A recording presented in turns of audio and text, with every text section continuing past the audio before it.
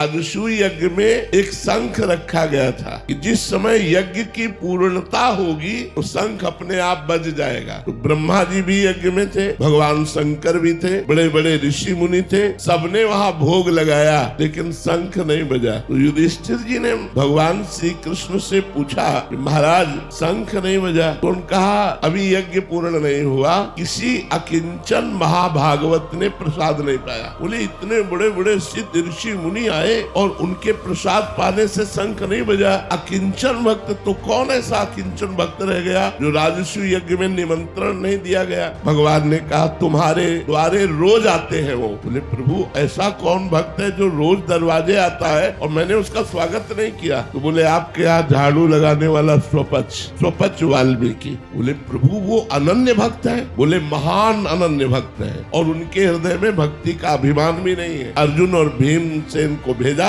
जाओ उनके घर और उनको निमंत्रण देके बुलाओ और रसोई तैयार करें द्रौपदी, और जब उनको सम्मान से पवाओगे तब यज्ञ पूर्ण होगा। तो स्वपच वाल्मीकि के यहाँ जब अर्जुन और भीम जी गए तो वो रो रहे थे भगवान का नाम जप करते हुए। हाँ कृष्ण हाँ कृष्ण। भीमसेन ने देखा कि अरे इनको तो कोई जानता ही नहीं कि ऐसे महान भक्त हैं। ये तो एक हाथ में डलिया एक हाथ में झाड़ू लिए दोना पत्थर वहां उठाते, लेकिन ऐसे महान भक्त जो इस साष्टांग दंडवत किया। तुम कहा अरे मालिक आप ये क्या कर रहे हो, हम तो आपके नौकर हैं, हम तो आपके द्वारा पोषित है। उन्होंने कहा भगवान श्री कृष्ण ने अब आपका रहस्य खोल दिया है, अब आपको निमंत्रण देने आए हैं और आपको। बोले हम तो रोज जूठन पाते हैं, हमें निमंत्रण की क्या जरूरत। बोले नहीं भगवान ने कहा, भगवान की तरफ प्रलय कोप से कहा कि मैं छुप करके आपका भजन करना चाहता हूँ, लेकिन आप प्रकाशित ही करना चाहते हैं। तो यदि आप प्रकाशित करना चाहते हैं तो मैं छुप कैसे सकता हूँ, अवश्य आऊंगा। तो उनको पालकी में बैठाल करके राजसूय यज्ञ में बुलाया गया। द्रौपदी जी ने स्वयं भोजन तैयार किया और जब वो पाने बैठे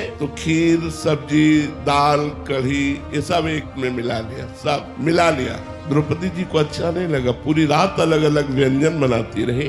स्वपच वाल्मीकि जी ने पाया लेकिन शंख नहीं बजा। युधिष्ठिर जी ने कहा महाराज आप तो कह रहे थे अकिंचन महाभागवत स्वपच जी जब पालेंगे तो शंख बज जाएगा। बोले शंख तो बज जाएगा लेकिन अपराध हो गया, इनके प्रति किसी ने अपराध कर दिया इसलिए शंख नहीं बजा। किसने किया? तो द्रौपदी जी ने कहा मेरे मन में एक बात आई प्रभु, पूरी रात सुंदर सुंदर पकवान बनाती रही, एक में मिला लिया तो मुझे लगा कोई राजा महाराजा होता तो वो स्वाद जानता, ये क्या जाने स्वाद, इसीलिए एक में मिला लिया, ऐसा मेरे मन में आया। बोले तो वैष्णव अपराध बन गया, वैष्णव में दोष दृष्टि बन गई, इनके चरणों में प्रणाम करो। प्रणाम किया। जे ही द्रौपदी जी ने प्रणाम किया बड़ी जोर से शंख गर्जना होने लगी।